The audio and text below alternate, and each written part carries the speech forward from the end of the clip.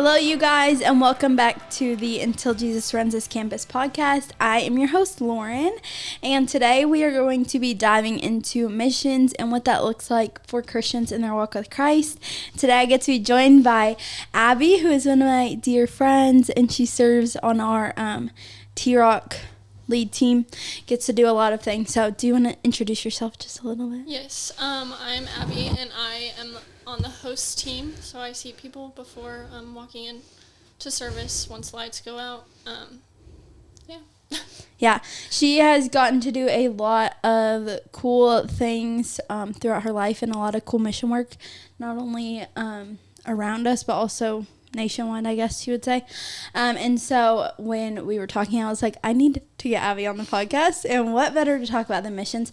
So today we're just going to be talking about missions. I know a lot when people hear that word a lot, they think that it means a lot of overseas work and a lot of like going to other places, which that is part of missions and being a missionary. But I think we complicate the word missionary and missions in our Christian walk, and today we're just going to be diving into that a little bit and what that looks like as a Christian, both kind of worldwide and in our local community.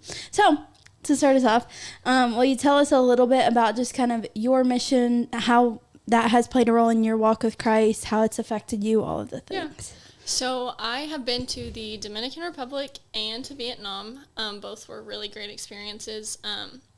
I recently, after going to Vietnam, I kind of realized, like, oh, this is my calling. I am most likely going to, upon graduation, I will be going back to the Dominican Republic to do my work over there. Exciting. Of course, it's all up to God and, like, what he wants with my life and where I end up, but I have noticed it change my life for the better and just my walk with Christ in a way that I trust him more, and just know that, like, that's what's meant for me. So a little bit just diving deeper into that, in your work, obviously you've done a lot of work overseas, but also, like, you get to serve with our students here and all of the fun things.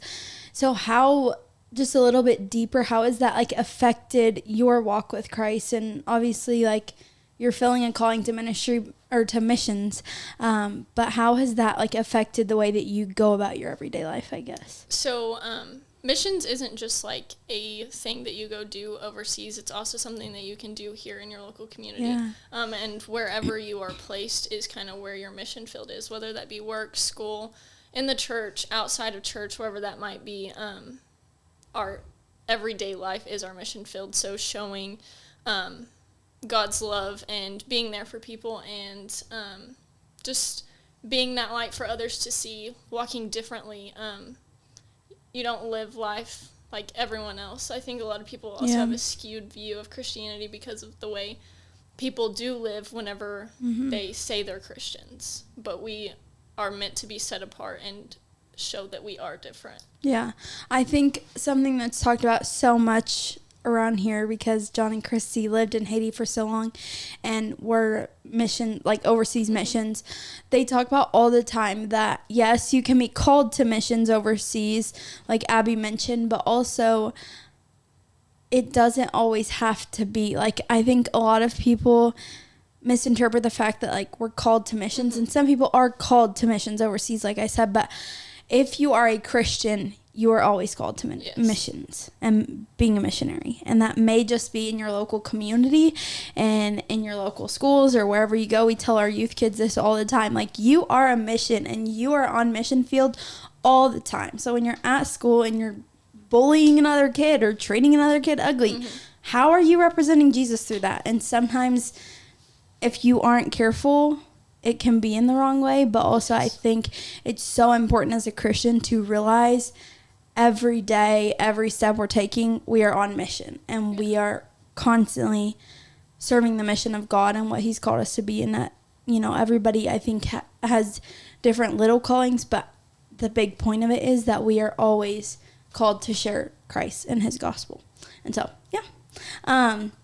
Okay, so we were talking about this a little bit before, just preparing for this podcast and stuff, and Abby brought up some really good verses and so that kind of go with this topic. So if you want to read whatever you have, and then just kind of sharing with those verses. Sorry, I'm like blanking out. How does that kind of affect where we see like God calling us to be? Okay, so I'm going to read Matthew 28, 19 through 20, and it's the Great Commission. It says, "Therefore go and make disciples of all nations, baptizing them in the name of the Father, Son, and Holy Spirit, and teaching them to obey everything I've commanded you, and surely I am with you always to the very end of age."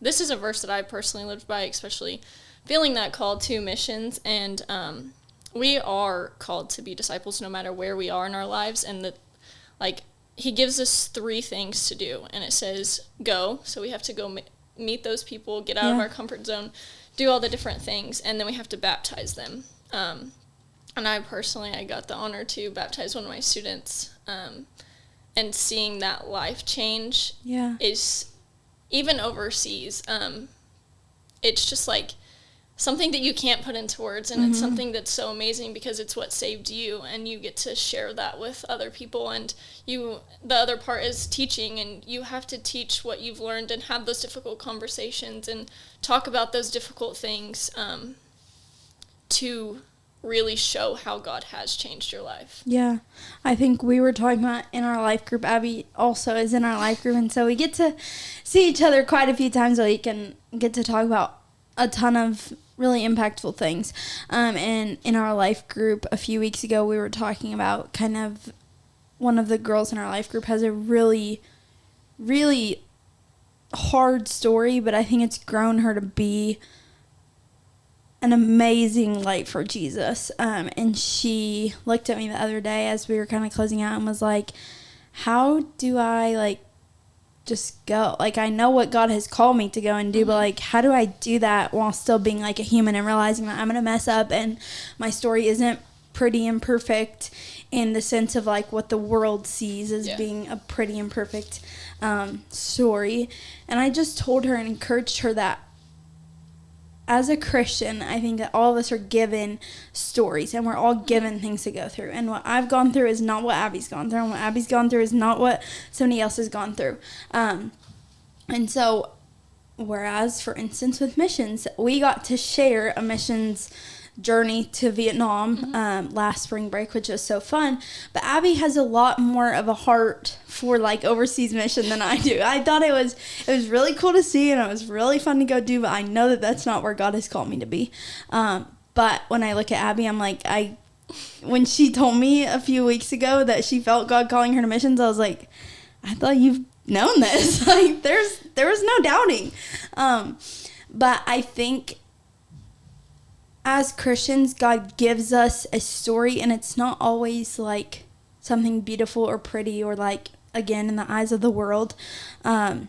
It's not always going to be perfect, but God puts us through things for a reason, and part of that is to go and share.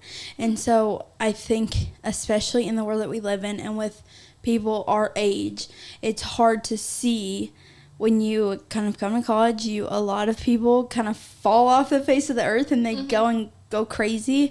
And that was my story.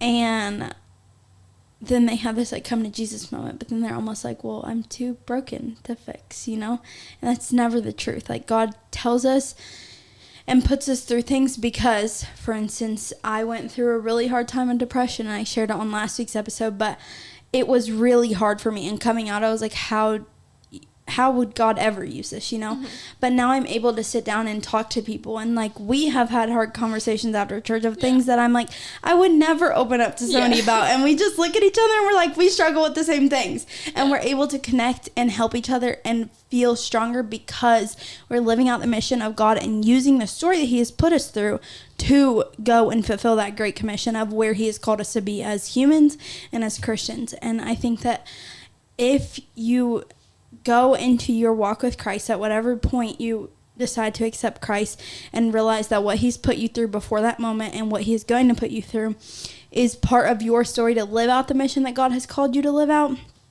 you are setting yourself up for such an impactful impact, such a great impact on the world by just using simply what God has giving you with. And I think that's like the beauty and like also conviction.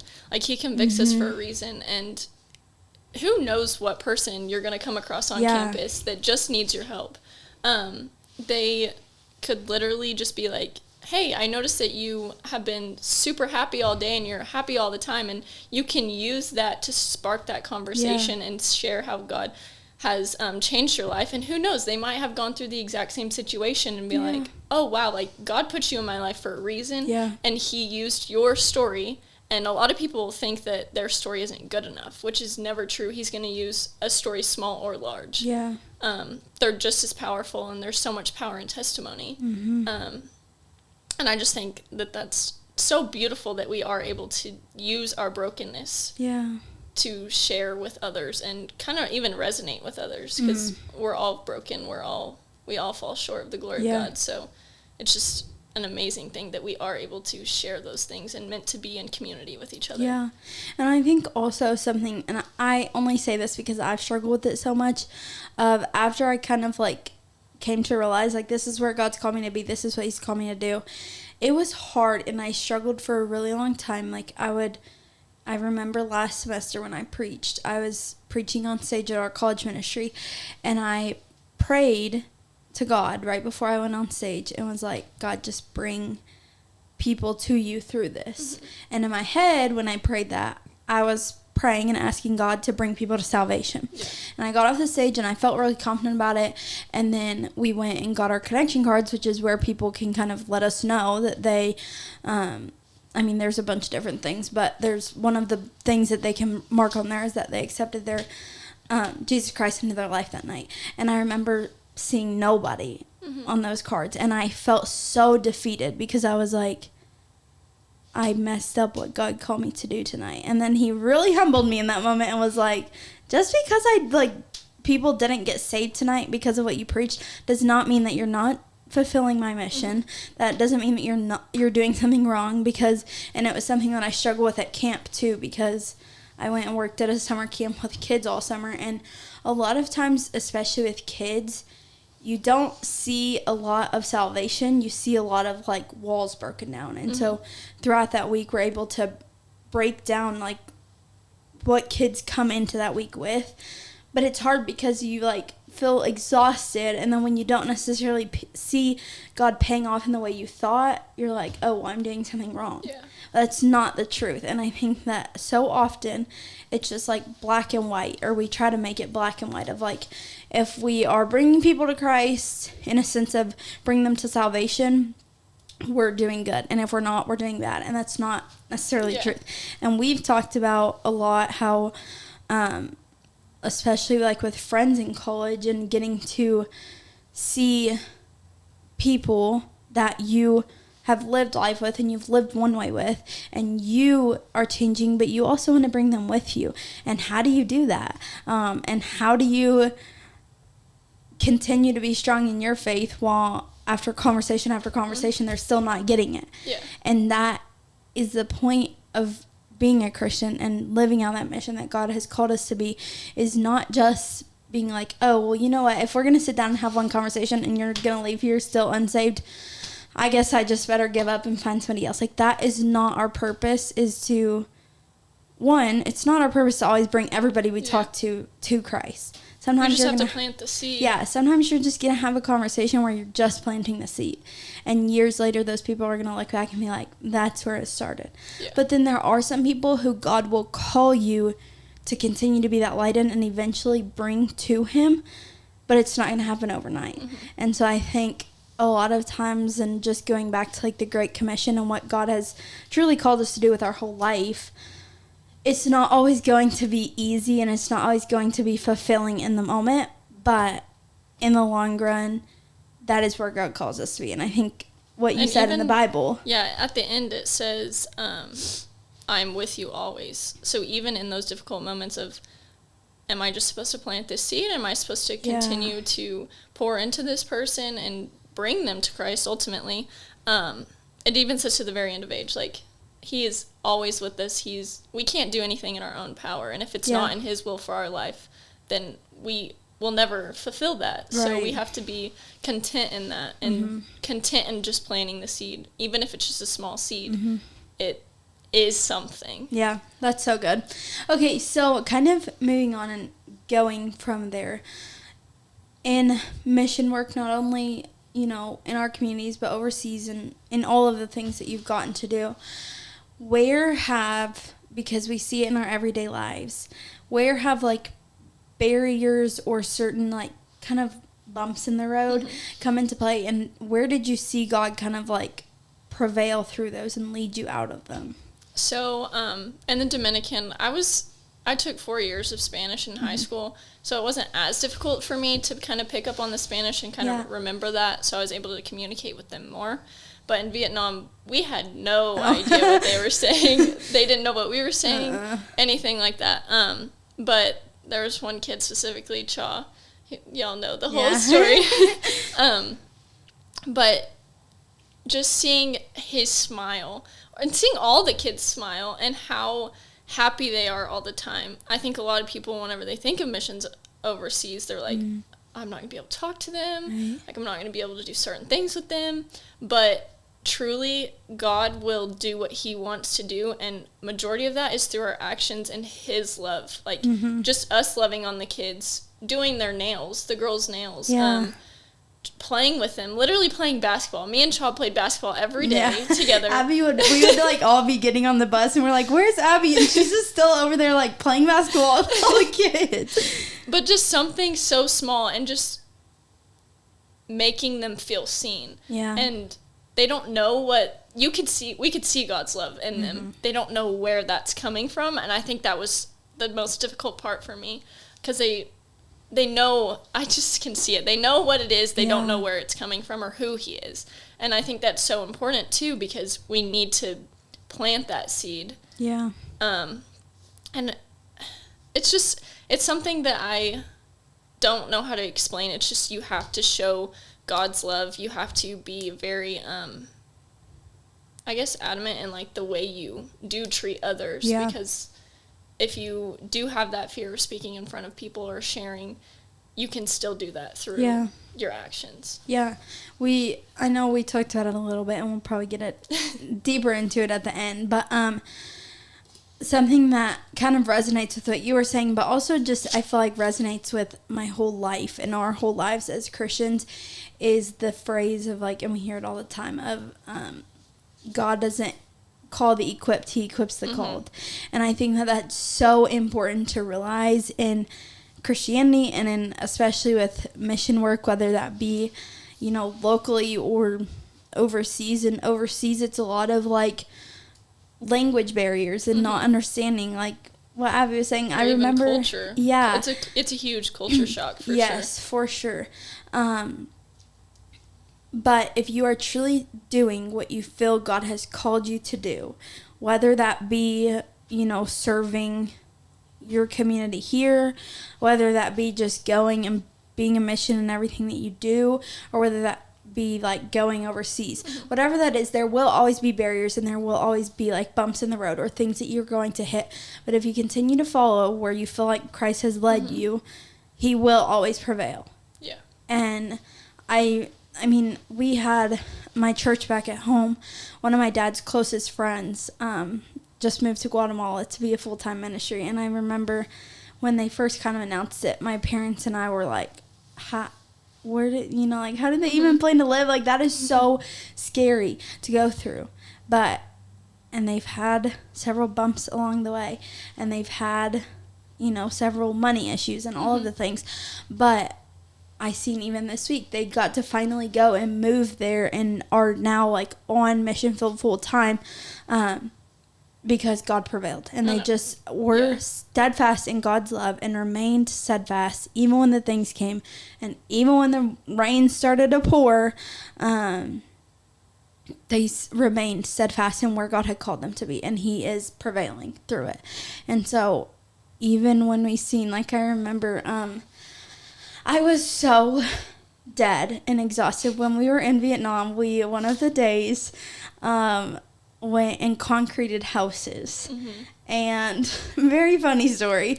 All of us we were sent to what, 3 or 4, I think 3 different houses. 3, I'm pretty sure. And so we broke them into teams. They had us all kind of pre-sectioned out. We broke them into teams. We took a little bus. They dropped 2 of the teams off at one place and then 1 team off at another place. 2 of the teams walked maybe a mile walk. One of the teams got to walk like a block. My team, who had probably some of the most unfit people on our whole trip, hiked up a mountain. Literally, we were in Vietnam, and I think that they said at one point we might have crossed the border into China because we were like walking over a mountain. And literally, I remember like getting to the top, and we were all like, we hiked here to Concrete House, and we feel like we can't even get up and walk. And it may seem like so stupid and silly, but at the end of the day, like, still, we were like, okay, let's take a break. And then we concreted, and we got to concrete a whole house.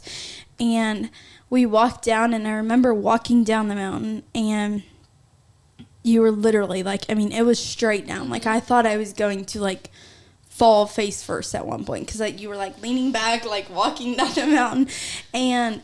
But I remember just looking around and being like, this place is so beautiful, and it's so beautiful to see because you've seen as you're walking down the mountain that some of the people on the sides of the mountain were, I don't know what they call it specifically, but like picking rice or like growing the rice. And it was just so cool to see because they live in such a beautiful place, and they are so unfortunate, I guess, with money-wise, but you see people who are still so excited. And as we're walking down the mountain, we seen kids walking from the school back up with fishes that they had caught in the little ponds on sticks, and they were so excited because they got to bring their family dinner that night. And so to just see in the time where I'm like, I literally don't know if I can make it back down this mountain, and I feel like I'm dying, and then you look around and you're like, this is the beauty that God provides. Even whenever I was in the Dominican Republic, I went to the, I guess the girls' site. I don't remember exactly what it was called, but I just got to do crafts with some of the kids in the neighborhood, and then there was one day where we did kind of like an outreach, and Amalfi, which was our site leader, she went with us, and we got to walk into all the homes, and they don't have concrete on their floor. They have 10 people living in a house the size of probably our living rooms, and that's the rooms, the kitchens, the living room, like everything. And they were just so excited to serve us coffee, their tea, excited to talk to us. And Amalfi was able to like translate our testimonies to those families, and like just small things like that. They're just so happy, and I think we a lot of times take for granted what we do have here, and until you get to see that overseas, or even there's places here in the United States that you can go and you're just like, wow, like these people don't have what I have, but yet they are so happy and excited with just the smallest thing of getting to serve me. Yeah. Well, and that's what just to kind of bring it back more locally, we were talking to some of our youth kids because they went the high school. I don't know if it was like, I don't know. So one of the groups went and shopped for Christmas presents for some of the kids at the school who didn't have gifts for Christmas because their families were less fortunate. And one of the girls that goes to our youth, I see her heart break sometimes for people when she sees truly how fortunate she is, but she's just one of those hard kids where you're like, I just want to shake her and be like, ugh. And she looked at me one day around Christmas time, or maybe it was Thanksgiving, because we were doing something here, some service project at the church, and she told me, she was like, well, we went the other day and we're shopping for Christmas presents for some of the kids in the school, and I realized that one of my friends' names was on the card, and I just felt so awkward buying her Christmas presents. And I stopped her and I was like, take a step back and realize just how fortunate you are that your name isn't on that list, but that you get to go and be a part of providing that for her and getting to play a part in. You don't know how much that little set of clothes that you bought her is going to bring a smile to her face. Yeah. Because and I think that it opened her eyes to realize that even in her town where she's with people all the time, you don't realize just how much people are truly struggling. And so, yes, go provide, financially or physically, whatever it may be for them if you can, but also just being that person.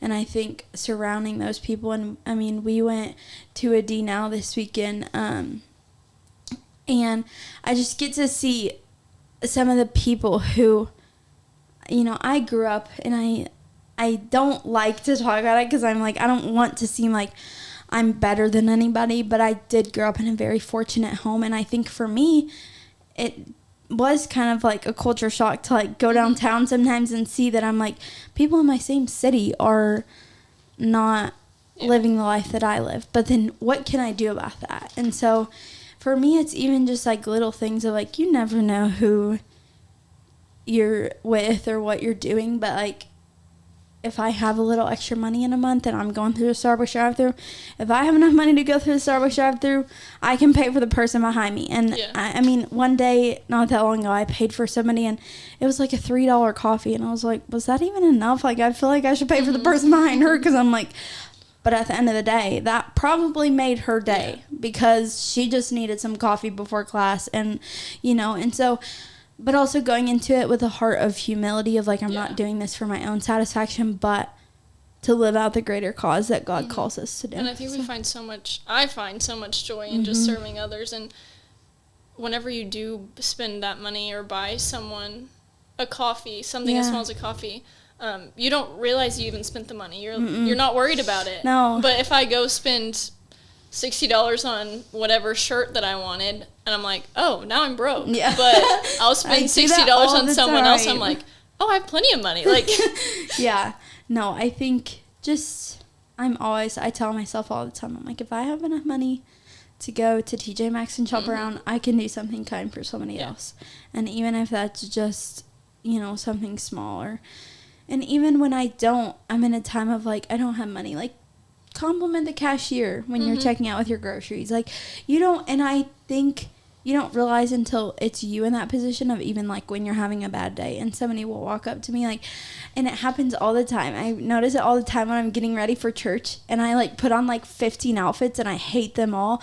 And then I'm finally just like, whatever, I'm just gonna wear this. And then I go to church and like 15 people compliment me and I'm like, wow, that made me feel really good, because people didn't know that I was struggling that morning, but God did, and he sent people to provide that for me. And so, I don't know, I think it's super cool and just super practical to realize, like, some people aren't going to get the opportunity, and we were lucky enough to go to Vietnam together, and you've been lucky enough to, get to go and serve in other countries, and hopefully long term. I'm so excited to get to see that with you, but even if that's not in God's time for you right now, there's so much to do here and wherever you are right now. There's so much to do, so don't get kind of caught up in the like, I don't have enough financial needs to bring me somewhere, or this or that, Okay, so just to kind of wrap everything up, you talked a lot about your calling, about where God's kind of led you through that. For somebody who, and we touched on it a little bit before, for somebody who is kind of stuck in the fact of like, everybody's talking about their callings for their life, I don't feel a calling. Where would you kind of say to start with figuring that out? So I personally would start with prayer. There's so much power in prayer, and God will show you where he wants you. Yeah. And I think you also have to be willing to pray those difficult prayers, and get out of your comfort zone and do the difficult things. And you won't realize it in the moment, but you will after, and be like, oh, wow, that's what he was telling me then. Yeah. And you will eventually find so much joy and realize what your true calling is. And once it happens, it'll hit you for sure. I think, I'm sorry. You're good. I think also just surrendering, like, in that, understanding that in order to live that out, you have to surrender everything. And it's hard, and it doesn't always, like, I don't want to say show value, but it doesn't always, like, quote unquote pay off in the moment, because sometimes you're not going to, see, like, God, I'm giving everything to you, and then he's going to give you this luxurious life the next day when you wake up. Like, that's 99% of the time not going to happen. But when you surrender, and again, just like I said earlier, just hold steadfast in what he's promised us. When you are surrendering fully to where God has called you to be and letting him live out your life for you, he will provide. And it may not always be how you planned or what you seen for yourself ahead, but he will always provide. Yeah. That kind of reminds me of the verse that I picked out for this one when I was preparing. It's Luke 14:27. It says, "And whoever does not carry their cross and follow me cannot be my disciple." Yeah. And in my Bible, it has like this little side note, and it says the cost of discipleship. And at the bottom, I was reading it, and I was like, I'm going to have to say this. Like, it's too good. It says, "Robust discipleship reflects a realistic understanding of salvation, the price paid, the pain borne, and the great gift delivered. Those who seek and follow Jesus casually have failed to think deeply about the death on the cross. While God gives sinners salvation freely, living a life of discipleship costs everything, as what is required is daily and complete surrender to God and his will." And I was just like, wow, you truly do have to give it all to God, and we cannot do any of this in our own strength. And you will know if you're doing it in your own strength, because you will be broken and crying and all the things. Yeah, that's so good. Well, I think that's a perfect place to wrap up. Do you have anything else to add? I don't think so. Okay. Thanks for having me. Of course, I have one more question. Abby was like, "Are you going to ask me this question?" I was like, "Yeah, so be prepared." She's like, "I don't know what to say." What is one piece of advice that you would tell your younger self?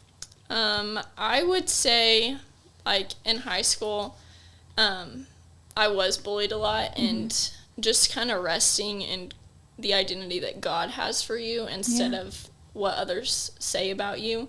Ultimately, we are doing this for something greater than us, and he saved me and has changed my life, and I need to be sharing that with others no matter what happens, and I need to literally take up my cross and not have to worry about, oh, is this person going to judge me for this or that? Just kind of walking in the confidence that God has called you. Yeah, that's so good. I've just got little goosey bumps. Well, thank you for coming on today. Of course, thanks for having me. Of course, it's been a pleasure. We hope that something that we said today is used to encourage you guys throughout the week or help you in your walk with Christ in whatever time it may be. We hope that you guys all have a good week, and we will see you guys next week. Bye. Bye.